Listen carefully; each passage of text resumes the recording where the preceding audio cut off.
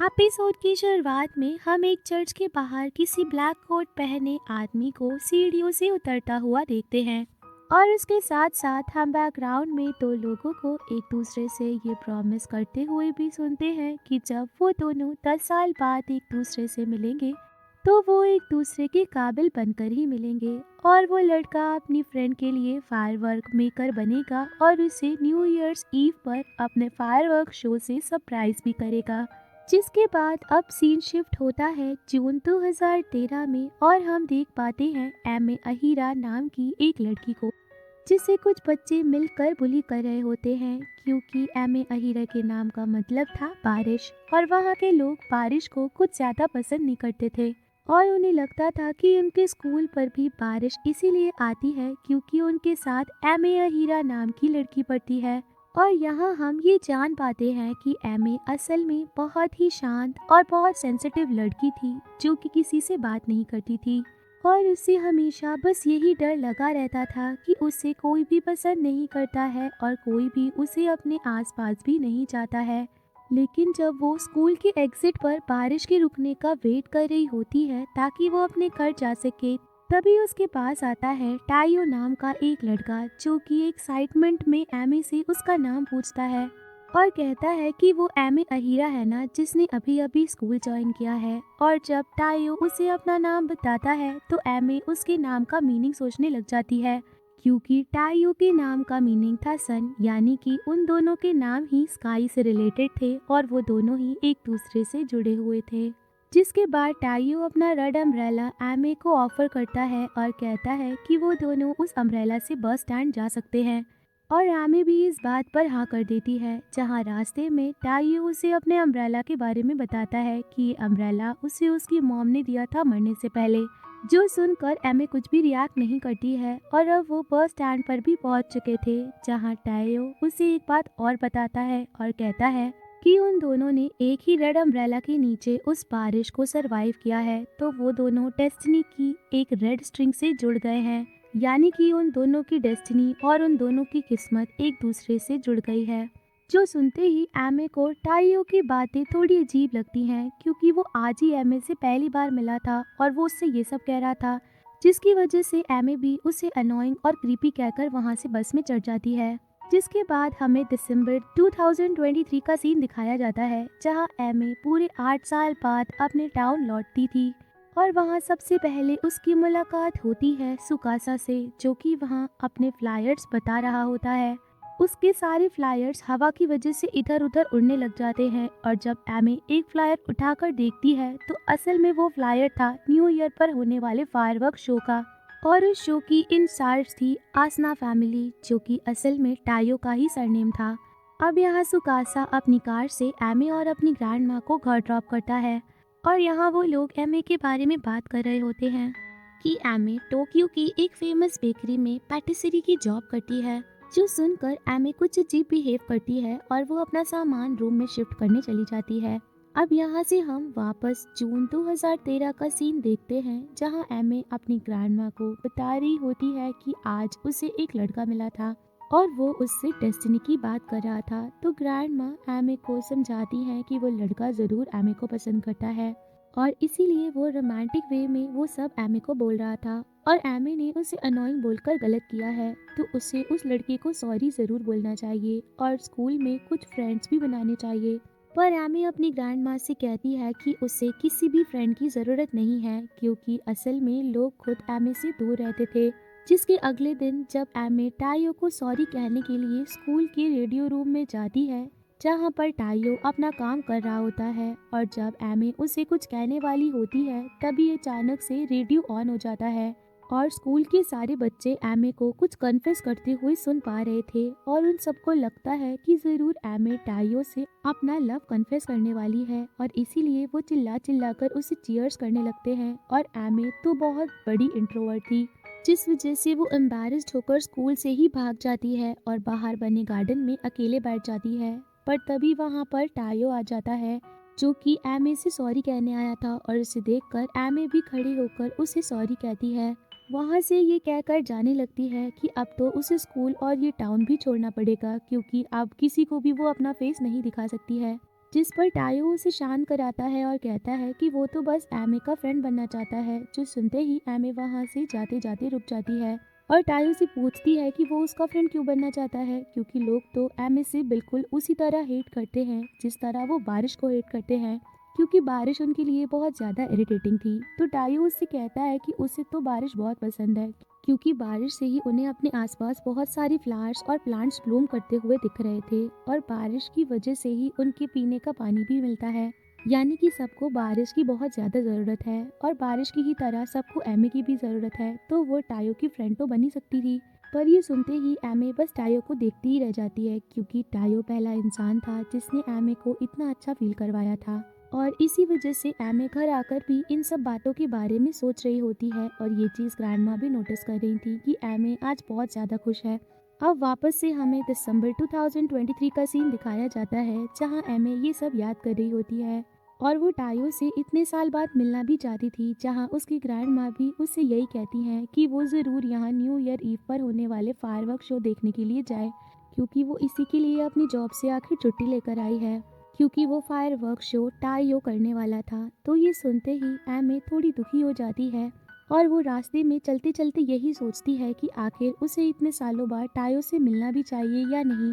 क्योंकि टायो तो शायद कितना काबिल हो चुका होगा, अपने फायरवर्क मेकर वो बन चुका है, अपना ड्रीम पूरा कर रहा है। जबकि एमे को तो अपनी जॉब से 5 साल पहले ही यह कहकर निकाल दिया गया था कि उन्हें उसकी ज़रूरत नहीं है और वो इस जॉब को डिजर्व नहीं करती है। जो सब सोचकर वो बहुत ज़्यादा परेशान हो जाती है कि वो टायो से कैसे मिलेगी, क्योंकि उसने तो अपना प्रॉमिस ही पूरा नहीं किया है। लेकिन वहीं दूसरी तरफ हम टायो को देखते हैं, जो कि अपनी डैड की फायरवर्क कंपनी से रिजाइन कर रहा होता है और सभी लोग इस डिसीजन से बहुत ज़्यादा शॉक्ड थे, क्योंकि टायो के डैड जो कि कंपनी के ओनर थे वो भी यही चाहते थे कि टायो कंपनी से फायर हो जाए, क्योंकि वो फायरवर्क बनाने के काबिल नहीं था। और ये बात टायो को भी परेशान करती थी, क्योंकि वो भी एमए से किया हुआ प्रॉमिस पूरा नहीं कर पाया था। जहाँ उसकी बहन हारूही उसका माइंड फ्रेश करने के लिए उसे एक रेस्टोरेंट में लेकर आती है और वो दोनों पिज़्ज़ा खा रहे होते हैं, जहाँ टायो पिज़्ज़ा पर लगा रेड सॉस पहचान नहीं पाता है और ये बात हारूही को बहुत ही ज़्यादा अजीब लगती है। जिसके बाद वो दोनों अपनी मॉम की ग्रेव पर भी जाते हैं और अपने कुछ फायर क्रैकर्स वहाँ अपनी मॉम के लिए जलाते हैं, जहाँ हम उनकी बातों से ये जान पाते हैं कि टायो के बचपन में ही उनकी कंपनी में एक फायर एक्सीडेंट की वजह से उनकी मॉम की डेथ हो गई थी और उनके डैड ने उनकी मॉम के उस एक्सीडेंट में मरने के बाद से सारे फोटोज जला दिए थे, क्योंकि शायद वो आग भी उनके डैड की वजह से ही लगी थी। और इस वजह से हारूही और टायो ने कभी भी अपने मॉम का फेस नहीं देखा था, क्योंकि उस एक्सीडेंट के बाद उन्होंने कभी भी अपनी मॉम को नहीं देखा। जिसके बाद हम एमे को उस ब्रिज पर किनारे चलते हुए देखते हैं, जहां 10 साल पहले वो टायो के साथ टाइम स्पेंड किया करती थी। जिसके साथ सीन वापस पास में चला जाता है और हम देखते हैं कि टायो और एमे पानी में खेल रहे होते हैं। एमे टायो से पूछती है कि वो फायरवर्क्स मेकर क्यों बनना चाहता है, तो टायो उसे बताता है ये उसकी मॉम का ड्रीम था और वो चाहती थी कि टायो बहुत सारे फायरवर्क्स बनाकर लोगों को खुश करे और उनके फेस पर स्माइल लाए। पर टायो ने ये ड्रीम कुछ साल पहले ही ड्रॉप कर दिया था।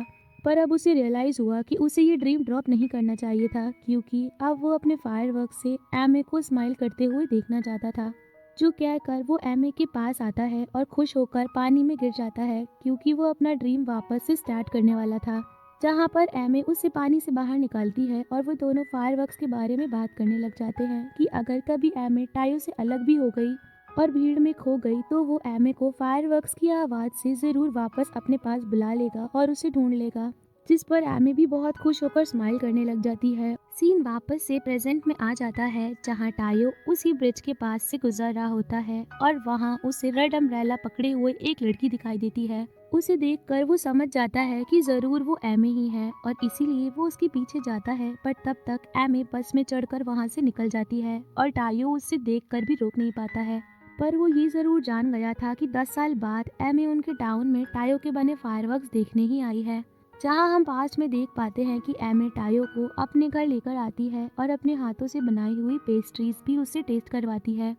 जिससे टायो ये समझ जाता है कि एमे बेकिंग करने में बहुत टैलेंटेड है और वो एमे की ग्रैंडमा की तरह ही यही चाहता था कि एमे टोक्यो जाकर और भी अच्छे से बेकिंग सीखे और एक फेमस पैटिसर बन सके। पर एमे ऐसा करना नहीं चाहती थी और वो ये सब सुनकर गुस्से में अपने रूम में भी चली जाती है। जिस पर एमे की ग्रैंड माँ टायो को सब कुछ बताती हैं कि कैसे एमे की मॉम उसे बचपन में अब्यूज किया करती थी और एक बार एमे की मॉम ने एमे को चाकू से मारने की भी कोशिश कर दी थी और तब से एमे को ऐसा लगता है कि वो कुछ भी डिजर्व नहीं करती है क्योंकि उसकी मॉम ही उससे इतना हेट करती हैं तो बाकी लोग उसे क्यों ही पसंद करेंगे। जहाँ पर ग्रैंड माँ टायो से ये भी रिक्वेस्ट करती हैं कि अगर वो एमे को खुश कर सके और एमे अपने आप को चेंज करके हमेशा स्माइल कर सके, जिस पर टायो ग्रैंडमा की बात मान लेता है और वो उनसे प्रॉमिस करता है कि एक दिन वो एमे को ज़रूर अपने फायरवर्क शो से स्माइल करवाएगा और वो उसे हमेशा खुश रखने की कोशिश करेगा। जिसके अगले दिन टायो स्कूल के रेडियो पर सबके सामने एमे के लिए ये भी कहता है कि टायो ने एक वक्त पर अपने सारे ड्रीम्स को ड्रॉप कर दिया था,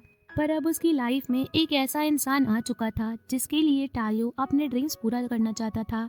क्योंकि वो इंसान टायो के लिए अपनी लाइफ में बहुत ज़रूरी था और वो उस इंसान को अपनी लाइफ में बहुत ज़्यादा चाहता था, क्योंकि वो इंसान थी एमे। जो सुनते ही एमे अचानक से बहुत ज़्यादा नर्वस हो जाती है, लेकिन तभी टायो रेडियो पर एमे को ये भी मैसेज देता है कि वो बाकी लोगों से बिल्कुल भी कम नहीं है और वो अपनी लाइफ में बहुत कुछ हासिल कर सकती है और उसे आगे बढ़ते ही रहना होगा। जो सब सुनकर अब एमे इमोशनल होकर स्माइल भी करने लग जाती है और वो स्कूल के ही एग्जिट पर टायो के वापस आने का वेट करती है, जहाँ टायो के आते ही वो टायो को देखकर स्माइल करती है और कहती है कि वो बहुत ज़्यादा लकी है कि उसे अपनी लाइफ में उसके जैसा फ्रेंड मिला है। जो सुनकर वो बहुत ज़्यादा एक्साइटेड होकर एमे को अपने साथ भागकर गार्डन में लेकर जाता है, क्योंकि उसने आखिर एमे को पहली बार इतना खुलकर स्माइल करते हुए और हंसते हुए देख लिया था और वो एमे की स्माइल का रीज़न बनकर बहुत ज़्यादा खुश था। और यहीं पर उन दोनों ने एक दूसरे से प्रॉमिस भी किया था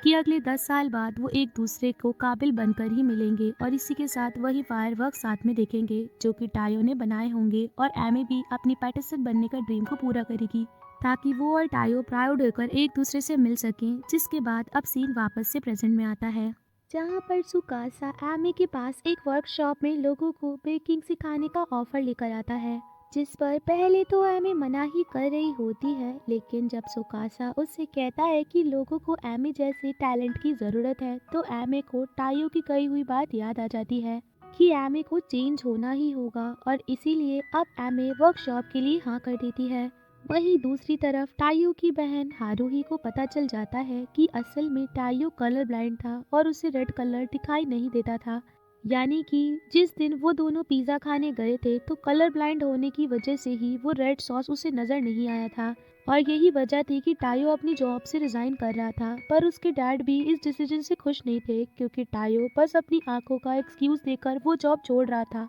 जिसमें वो इतना ज़्यादा टैलेंटेड था। पर उसे ये बात कोई भी समझा नहीं पाता है, क्योंकि टायो ने खुद पर से ट्रस्ट करना ही छोड़ दिया था। जिसके बाद हम वापस पास्ट के सीन को देखते हैं, जहाँ पर टायो और एमे न्यू ईयर सेलिब्रेट कर रहे थे और वो दोनों एक गेम भी खेलते हैं जिसमें जीतने पर वो एक दूसरे से कोई भी विश मांग सकते थे। और उसी बीच एमे टायो से उस डेस्टिनी वाली बात के बारे में भी पूछती है जो कि टायो ने पहली बार उससे मिलकर कही थी। तो टायो उसे बताता है कि वो बात तो उसने बस ऐसे ही अपने मन से बनाकर कही थी, क्योंकि वो एमे से बात करना चाहता था। और ये सुनकर एमे को याद आता है कि उसकी ग्रैंड माँ ने भी उसे यही बात बोली थी कि अगर कोई लड़का उसे डेस्टिनी की बात कर रहा है तो वो ज़रूर उसे पसंद करता है। और तभी टायो एमे से वो गेम जीत भी जाती है, पर वो इतनी जल्दी एमे से कोई भी विश नहीं मांग पाता है और अपनी विश फ्यूचर के लिए बचा लेता है। जिसके बाद वो एमे को घर छोड़ने भी जाता है और वो अपना रेड अम्ब्रेला एमे को दे देता है और कहता है कि एमे वो अम्ब्रेला उसे अपने 10 इयर्स प्रॉमिस के पूरा होते वक्त उसे वापस दे सकती है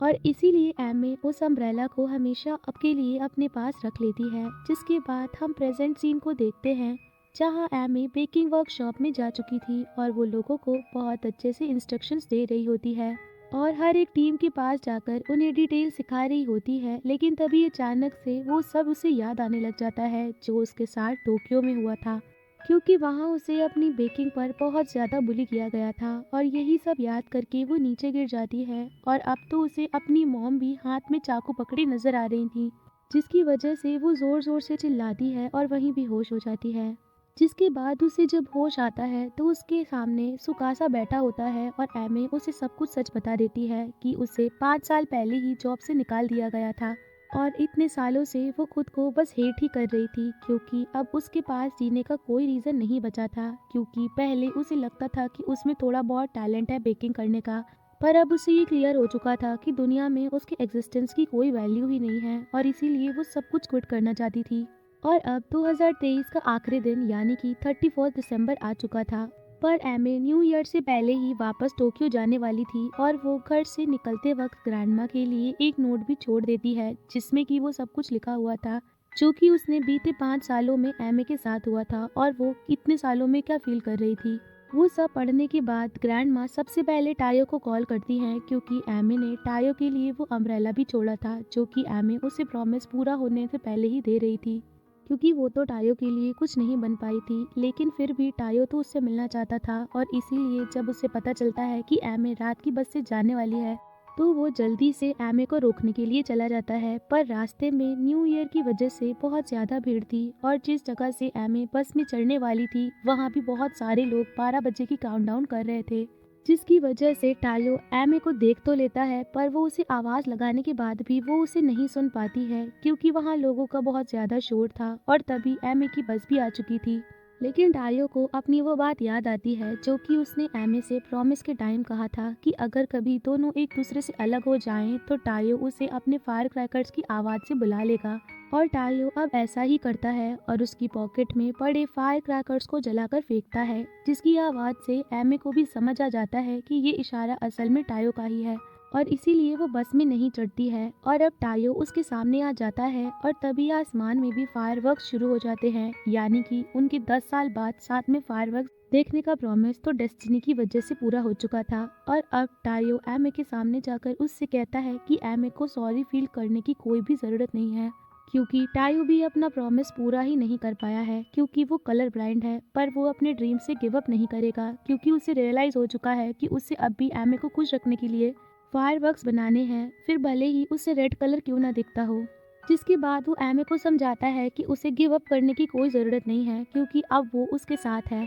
और अब एमे जो भी डिस्करेज फील करेगी तो टायो उसकी मदद करेगा, और वो ज़रूर एक दिन एक फेमस पैटिसियर बनेगी। जो सुनने के बाद अब एमे भी उसके साथ वापस घर चलने के लिए हाँ कर देती है, और ग्रैंड माँ एमे को वापस घर में देखकर बहुत ज़्यादा खुश होती हैं। जिसके बाद हम देखते हैं कि एमे टायो के घर के बाहर ड्रॉप करने के लिए जाती है, और वहाँ टायो वापस से अपना अम्ब्रेला एमे को दे देता है, और कहता है कि ये अम्ब्रेला वो कभी एमे से वापस ले लेगा। जहाँ पर एमे उससे कहती है कि वो अब उसे कभी भी गिव अप नहीं करेगी, और यहाँ वो दोनों वापस से एक दूसरे से प्रॉमिस करते हैं कि वो दोनों अपने ड्रीम्स को हासिल करने के लिए एक बार फिर हार्ड वर्क करेंगे। जिसके बाद टायो अपने घर जाने के लिए निकल जाता है, पर जब वो रोड क्रॉस कर रहा होता है तो वो रेड सिग्नल को देख नहीं पाता है, क्योंकि उसे तो रेड कलर दिखाई ही नहीं देता था। इसीलिए वो सामने से आ रही तेज स्पीड वाली कार से टकरा जाता है, और उसका बहुत भयानक एक्सीडेंट हो जाता है, जिसकी आवाज़ सुनकर एमे भी वहाँ आ जाती है, और वो टायो को हॉस्पिटल लेकर जाती है, मदद के लिए चिल्लाती है।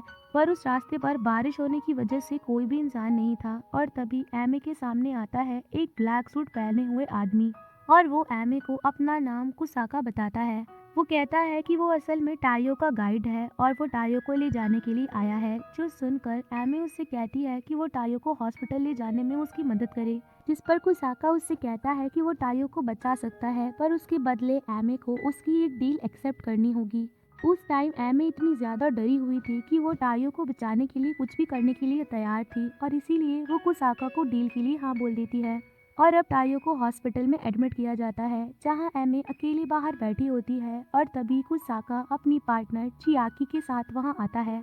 और एमे को देखते ही एक नर्स भागते हुए उन दोनों से क्रॉस हो जाती है, यानी कि कुसाका और चियाकी इंसान नहीं थे। और अब कुसाका डील के बारे में एमे को एक्सप्लेन करता है, और कहता है कि वो टायो को जिंदा रखने के लिए एक मिरेकल करेगा, पर उसके बदले एमे को अपने 5 सेंसेस जो कि एमे के हार्ट से जुड़े हुए थे वो उसे देने होंगे। यानी कि कुसाका टायो की जान के बदले एमे से उसकी देखने की, सुनने की, किसी चीज़ को स्मेल करने की, और किसी चीज़ को टेस्ट करने की, और यहाँ तक कि उसकी किसी चीज़ को फील करने तक की पावर्स को धीरे धीरे एमे से छीनना चाहता था। जहाँ वो और भी डिटेल्स एमे को बताता है कि उससे एक काउंटडाउन वॉच दी जाएगी, और हर 14 डेज में उससे उसकी एक पावर छीन ली जाएगी। और उससे वो उस वॉच के थ्रू ट्रैक कर सकती है, जिसके साथ साथ कुसाका ये भी बताता है कि एमे इस बारे में टाइयो को छोड़कर किसी को भी नहीं बता सकती है, क्योंकि सिर्फ टाइयो और एमी ही कुसाका और चियाकी को देख सकते थे, क्योंकि वो दोनों उसकी डील में जुड़े हुए थे।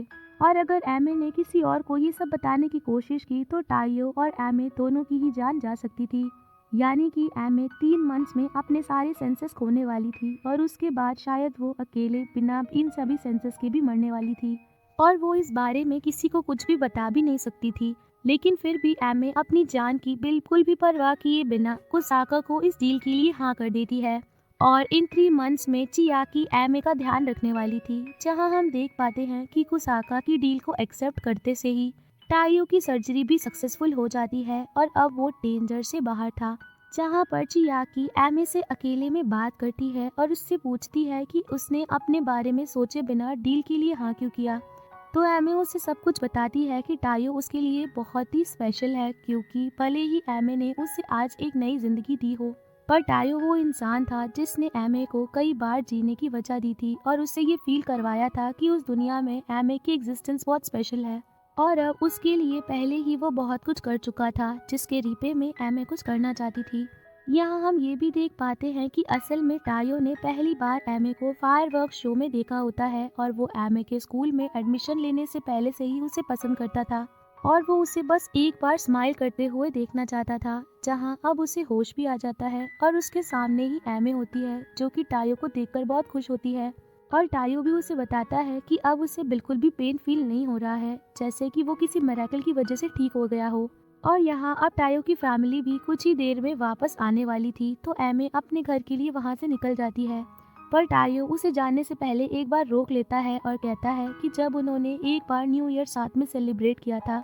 तब टाइयो की एक विश अधूरी रह गई थी और वो चाहता है कि अब एमे उसी वो विश पूरी करे। जिसके बारे में जब एमे उससे पूछती है कि वो कौन सी विश है, तो टाइयो उससे कहता है कि वो बस यही चाहता है कि एमे उसे वापस मिल जाए। और ये सुनते ही एमे बहुत ज्यादा इमोशनल हो जाती है और वो टाइयो से कहती है कि वो अपने फायरवर्क शो और रेड अम्ब्रेला वाला प्रॉमिस कभी भी नहीं भूलेगी। बाद में हम देखते हैं कि टाइयो हॉस्पिटल में एक बुरा सपना देखता है, जिसमें कि वो वही फायर एक्सीडेंट देख रहा था जो कि बचपन में उसके साथ हुआ था और उसमें उसने अपनी मॉम को खो दिया था, जिसकी वजह से वो नींद से उठ जाता है। और तभी हारूही उसके लिए मैक्रोन्स लेकर आती है और कहती है कि क्या उसे याद है जब वो बचपन में एक दूसरे को मैक्रोन्स दिया करते थे, क्योंकि हर मैक्रोन का एक अलग मीनिंग होता था और मैसेज होता था। जिसके बाद हारूही एमे को थैंक्स बोलने के लिए चली जाती है, क्योंकि उसकी वजह से ही उसका भाई बच पाया था। जिसके बाद अगले दिन एमे वापस टाइयो से मिलने आती है, तो वो देखती है कि टाइयो मैक्रोन्स खा रहा है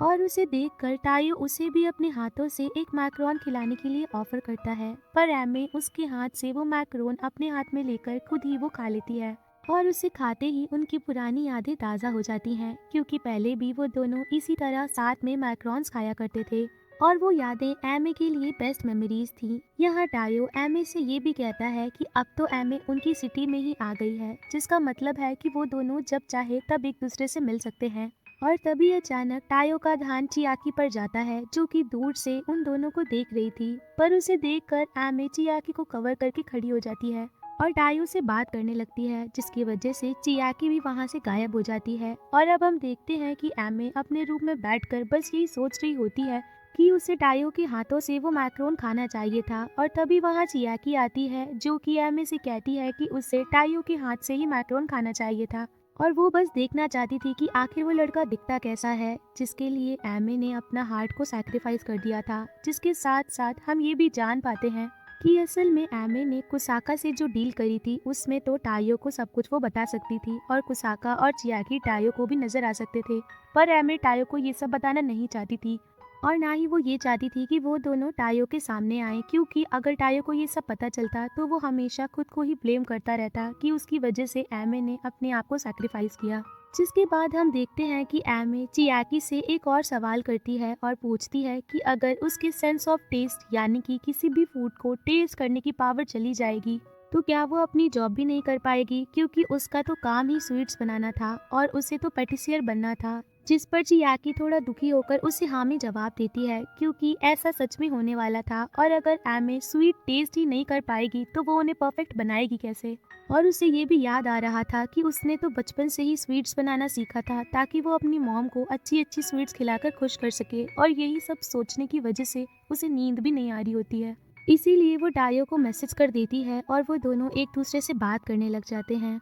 जिसके साथ साथ हम 2015 का एक सीन देखते हैं जब एमे का टोक्यो की फेमस बेकरी में इंटरव्यू होने वाला था। तो उससे एक रात पहले भी वो बहुत ज्यादा नर्वस थी और उसने उस रात भी टायो को कॉल किया था और उन्होंने पूरी रात बात भी की थी जब तक एमे सो नहीं गई थी। और जब टायो को एमे के रिप्लाईज मिलना बंद हो गए थे तो उसने एमे को अपने दिल की बात भी बता दी थी कि वो उसे बहुत पसंद करता है, पर एमे वो सुन नहीं पाई थी क्योंकि वो सो चुकी थी। और अब हम वापस प्रेजेंट सीन को देखते हैं और टायो वापस से अपनी फायरवर्क कंपनी ज्वाइन करने चला गया था और वो अपने डैड से रिक्वेस्ट कर रहा था कि वो उसे वापस काम पर रख लें, तभी वो अच्छे से फायरवर्क बनाना सीख सकता है। वहीं दूसरी तरफ एमे भी अपनी सिटी में ही फूड टूर पर जाने वाली थी क्योंकि बहुत जल्द वो अपने टेस्ट बड्स तो वैसे भी खोने ही वाली थी। जहाँ घर से निकलते वक्त उसकी ग्रैंड माँ उसे वही नैपकिन देती हैं जो कि एमे के पास बहुत सालों से था और उसे देखकर एमे बहुत ज्यादा खुश हो जाती है क्योंकि उस नैपकिन ने एमे की बहुत हेल्प करी थी। जब वो अपने जॉब इंटरव्यू के लिए भी गई थी तो उसे बहुत अच्छे से अपना इंटरव्यू दिया था कि वो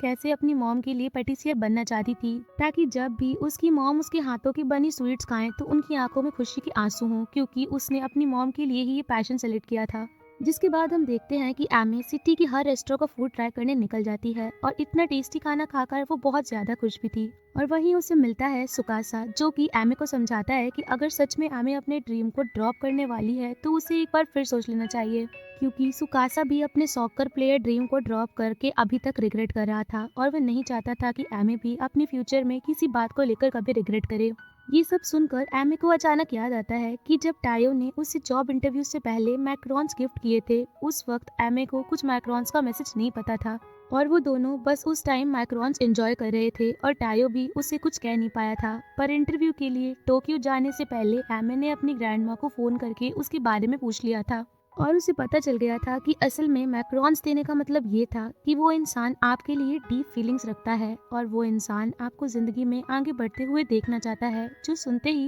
एमे जब इंटरव्यू देने गई उसके पहले भी उसने वही टायो का गिफ्ट किया हुआ मैक्रोन खाया और एक यही वजह थी कि उसका इंटरव्यू इतना अच्छा गया था क्योंकि उसके साथ टायो हमेशा से था। जब वो ये सब याद करके एमे प्रेजेंट टाइम में भी मैक्रोन्स खरीदने चली जाती है, पर वहाँ उसे सिटी में होने वाले एक स्वीट मार्च के बारे में पता चलता है जिसमें कि टोक्यो के फेमस बेकर भी आने वाले थे और ये वही थे जिन्होंने एमे को जॉब से निकाला था। तो वो देखकर एमे थोड़ी सी नर्वस हो जाती है, पर इस बार वो डरती नहीं है और वो अपने बॉस को सॉरी कहने के लिए जाती है क्योंकि वो उनकी जॉब से फायर होते ही बेकरी से भाग गई थी और उसने एक भी बार अपने बॉस से बात नहीं की थी। जहां उसके बॉस उसे समझाते हैं कि एमे कोई बुरी बेकर नहीं थी बल्कि वो तो सबसे बेस्ट बेकर थी और उसके बॉस को उसके अंदर एक परफेक्ट बेकर बनने का पोटेंशियल दिखता था और यही वजह थी कि वो उसके साथ इतना रूड बिहेव करते थे ताकि वो एमे को आगे के लिए एक टफ एक्सपीरियंस दे सके, क्योंकि वो जानते थे कि एमे के अंदर बेकर बनने का एक रियल टैलेंट है और वो भी यही चाहते थे कि एमे कभी अपने पैशन पर और अपने टैलेंट पर गिव अप ना करे।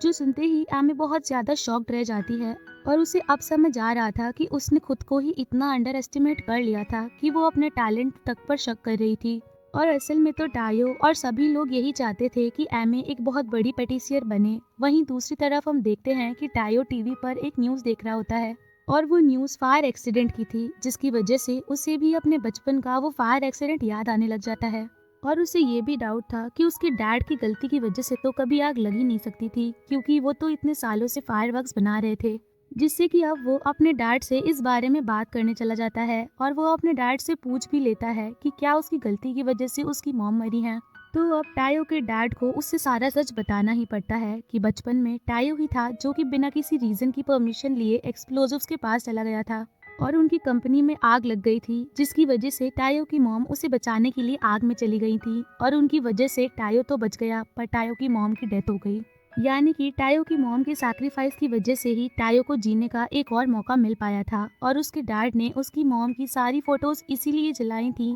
ताकि उन्हें देखकर टायो को कभी भी ये सब याद ना आए और वो जिंदगी भर खुद को ब्लेम ना करता रहे। जो सुनते ही अब वही होता है और टायो खुद को ब्लेम करके कंपनी से ही भाग जाता है। जहाँ हारुई ये बात एमे को भी कॉल करके बता देती है और टायो को ढूंढने के लिए कहती है, जिसकी वजह से अब एमे टायो को ढूंढने लग जाती है और टायो उसे मिल भी जाता है। पर अभी टायो बहुत ज्यादा दुखी था और वो एमे से सॉरी भी कहता है कि वो अब अपने फायरवर्क मेकर बनने का ड्रीम ड्रॉप करने वाला था, जो सुनकर अब एमे उस पर गुस्सा करती है और उसे समझाती है कि वो तो अपने फायरवर्क से लोगों के फेस पर स्माइल लाना चाहता था, तो अब वो इतनी जल्दी डिस्करेज होकर गिव अप क्यों कर रहा है। और अगर उसने कभी भी अपना ये ड्रीम इस तरह ड्रॉप करने की कोशिश की तो एमे भी उसे कभी भी माफ नहीं करेगी। और वो चाहती थी कि टायो बहुत मेहनत करे, क्योंकि एमे भी लास्ट तक मेहनत करने वाली थी अपने ड्रीम्स के लिए। जिसके बाद घर जाकर एमे अपनी ग्रैंड माँ से अपनी मॉम के बारे में पूछती है, क्योंकि अब एमे के पास अपने सेंस ऑफ टेस्ट का आखिरी दिन ही बचा था और वो अपनी मॉम के लिए एक आखिरी बार स्वीट्स बनाना चाहती थी और वो उन्हें स्वीट्स खाकर खुश होते हुए देखना चाहती थी। और अब अगले दिन वो अपनी मॉम के लिए मैक्रोन्स बनाकर उनसे मिलने जाती है, जहां उसकी ग्रैंड माँ उससे एक और सच बताती हैं कि असल में जिस दिन एमे की मॉम ने एमे को मारने की कोशिश की थी, उस दिन ही एमे की मॉम ने खुद एमे की ग्रैंड माँ को कॉल किया था और वो चाहती थी कि एमे को रेस्क्यू कर लिया जाए, क्योंकि एमे की मॉम एमे के साथ वो सब करके बहुत ज्यादा गिल्टी थी और इसीलिए वो खुद ही साइकेट्रिक हॉस्पिटल में एडमिट भी हो गई थी ताकि वो खुद को ठीक कर सके। और आज तक वो उसी हॉस्पिटल में सब कुछ ठीक करने की कोशिश कर रही थी। इसके लिए वो स्टिचिंग करती थी, यानी कि एमे के पास जो नैपकिन था वो असल में उसकी मॉम ने ही स्टिच किया था, जो सुनकर एमे थोड़ी इमोशनल हो जाती है। और अब सबसे पहले एमे की ग्रैंड माँ एमे की मॉम से मिलने जाती हैं और एमे की मॉम को एमे के बनाए हुए मैक्रोन्स खिलाती हैं, जिन्हें खाकर उसकी मॉम बहुत ज्यादा खुश थी और वो रोने भी लग गई थी, क्योंकि वो इतने सालों बाद एमे के हाथ का बनाया हुआ कुछ टेस्ट कर रही थी। जहां अब एमे की ग्रैंड माँ एमे को उसकी मॉम से कॉल पर बात करवाती हैं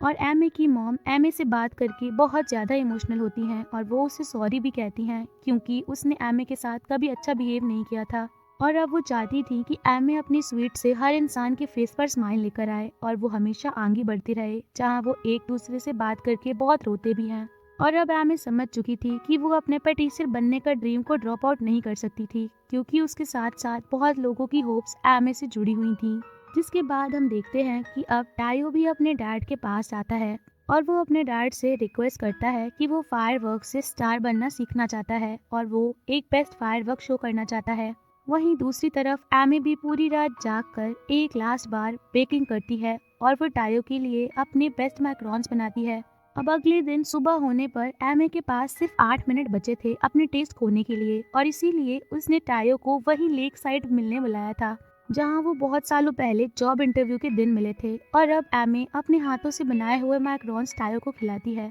और एमे के पास टाइम रह गया था सिर्फ 8 सेकंड्स का, जिसमें टायो एक बार फिर अपने हाथों से मैक्रोन्स खिलाने के लिए अपना हाथ आगे बढ़ाता है और इस बार एमे देर ना करते हुए टाइम से पहले ही टायो के हाथ से वो मैक्रोन खा लेती है। और ये एक आखिरी चीज थी जो कि एमे अपनी लाइफ में आखिरी बार टेस्ट कर रही थी, वो भी टायो के हाथों से, यानी कि वो ये टेस्ट कभी भी भूलने वाली नहीं थी और उसके लिए वो मेमोरी सबसे बेस्ट मेमोरीज में से एक होने वाली थी। जो सोचकर वो बहुत ज्यादा इमोशनल हो जाती है और उसकी आंखों से बहुत सारे आंसू गिरते थे, लेकिन वो टायो को इस बारे में कुछ भी नहीं बताती है और झूठ कहती है कि वो तो बस अपने इतने अच्छी टेस्टी मैक्रोन खाकर खुश हो रही है। जिसके बाद टायो वहाँ से चला जाता है, पर वो एमे को चेक करने वापस लेक साइड आता है, क्योंकि उसे कुछ ठीक नहीं लग रहा था। पर लेक साइड पर उसे एमे के बजाय चियाकी और कुसाका देख जाते हैं, जो कि यही बात कर रहे होते हैं कि हर इंसान अपनी लाइफ में रिग्रेट्स लेकर जीता है और सोचता है कि काश उन्हें भी टाइम मिलता होता सब कुछ ठीक करने का। पर जैसे जैसे टाइम बीतता है वही इंसान और टाइम मिलने के बाद भी अपने रिग्रेट्स धीरे धीरे भूल जाता है और एमे के साथ ऐसा नहीं होने वाला था, क्योंकि अब उसके पास हर काम को करने के लिए, हर ड्रीम को पूरा करने के लिए बहुत कम टाइम बचा था। पर जैसे ही टायो उन दोनों को लेक साइड पर देखता है तो वो उन दोनों को पहचान लेता है और पूछता है कि क्या वो दोनों टायो के एक्सीडेंट की रात भी हॉस्पिटल में थे, यानी कि उसने उन दोनों को रात में देख लिया था। पर वो उनका सच जान पाएगा या नहीं, ये हम आगे के एपिसोड में देखेंगे। और इसी के साथ ये एपिसोड यहीं खत्म हो जाता है।